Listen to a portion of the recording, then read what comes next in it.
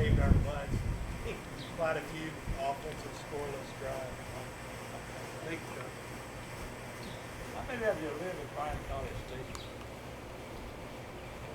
I don't feel so bad. I thought, man, I don't see some of you guys. I see or read or.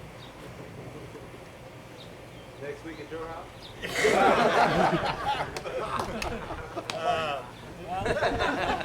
One more story. The offensive line was pretty smart starting over on the left or the quick tackle spot with John and Charlie, and Newcomb could hold his own, and Clifford was brilliant. And then there was a steep drop-off when he got to me and Booker. And there was a lot of plays that I'd have to, I mean, they're pass plays, but I didn't know. And I'd look at Booker and I said, man, you going out or you staying in? 'Cause that's all. And he'd tell me, and half the time he was wrong. But Clifford, Coach Greeno would work on us, hey, if it's a trap play now, you know, y'all call an audible. You know, Clifford's brilliant as he is. Omaha, Omaha. And Booker, can you remember 2 or 3 of the things you would yell out in a game? No. Fruit Loops! Fruit Loops! Cheerios! Twinkie! And I mean, we're down there laughing. Just, what the hell is going through this man's mind? Was that after I broke my thumb? Yeah, it was the whole time I was going. What else? You know, Charlie Booker talked about. You know, Booker did have a heart. He was kind of catch challenge.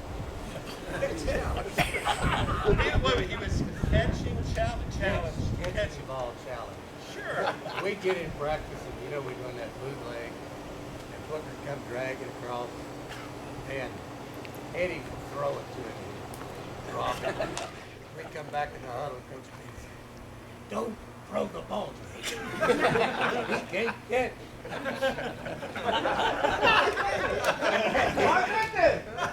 wonder why they didn't get no more pass. Here it comes out. Eddie would look at me and I'd say, but you know what? We get in the ball game, we call that bootleg. Booker comes dragging across the middle, and Eddie throw it. He caught everyone.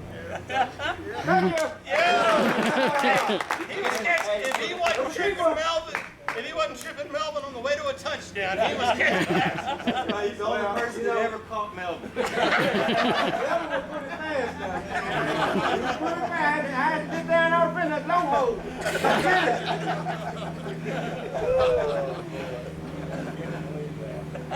We've got some game. Green said, get out and fill the block. You look at the uniform. Once you look at that picture, Charlotte's got over his desk. We're running the bootleg. You sure that's what it was? I already looked at it. Yeah. I don't think that's what it was. I had 2 guards out in front of the quarterback. Yeah. You're going the wrong way. He said, "Look at you."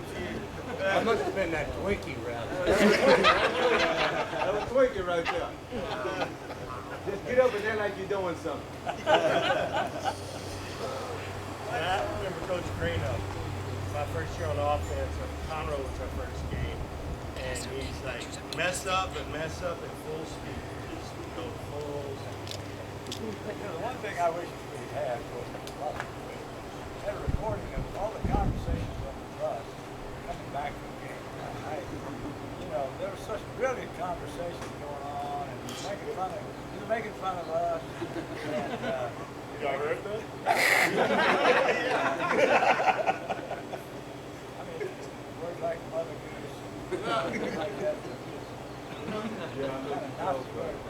Coach, you had mentioned to me on the phone that there was a little something on the Longview game. Any idea what you were thinking of? Well, we were talking about the Longview game, that they had a great football team. We went up to scout up one night there, and they beat Lions or something. So bad we left at halftime. Went home and just vomited almost everything. It's not possible to beat them. And like Coach Petty was surprised that if they saw us play McCullough, and I don't really remember not, I really do believe to this day I probably have the greatest record of losing flips. I really do. Sure, we've heard that around. I know it. I had one in Amarillo, I flipped and I thought it went and it rolled in, it just through the border rolled into a crack. It stood on end.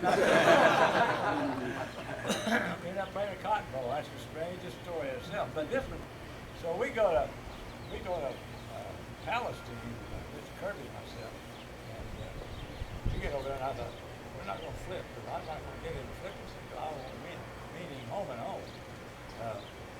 So I said, well, we're going to play at Sam Houston, say, or Waco, I can't remember. He said, no, we're going to play home and home. But what had happened is they saw us play, they didn't think they had a chance to beat us. If they didn't get us on their home field. That was their only way to beat us. That's the only way they thought they could beat us. Well, I still didn't think we could play. No, I didn't. I thought we could win, right? It was going to be a heck of a ball game. Yeah. And that was one of the great football games that night. Melvin ran reverse. We're going to watch that game in a minute. I don't know if we ever ran it again. But we didn't. We were stupid coaches. It worked. I think that was the best win in Bryan Vikings history. I really do. Which one, Charles? The Longview game has got to be the best win. I don't know. Galveston Ball's pretty violent down there. I don't mean the hardest. I mean just looking back in history, it's the best win, and it happened. Coach Green, how come you put in the 6A challenge special, but you waited till next year to run? I hope you didn't even know about that. I think you'd have done a good job, John, but somehow or other we didn't get around to the trick play. I wasn't very popular with Coach Thompson. We ran one night against one water round thing. She didn't think that was good sport. I'm not sure it was. It was legal. I mean, it wasn't legal. But yeah, you've done a good job. It helps you. I remember You would have scored a touchdown, man. some of the best advice y'all gave us for Ball High. He said, wear your helmets when you leave. Yeah. Wear your helmets in the front of the box. Little midget.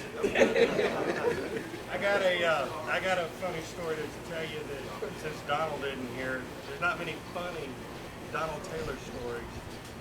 But my dad was sitting up in the stands at a pregame Longview game, and you're punting and running plays and stuff. Well, they had their punter kicking towards about 50-yard line, and they had their little skinny white scrub team guys catching the balls and throwing them back. And Donald and Kirk were over there doing whatever it was they're doing, and my dad could way up in the stands hear Donald like say, "Come on, man!"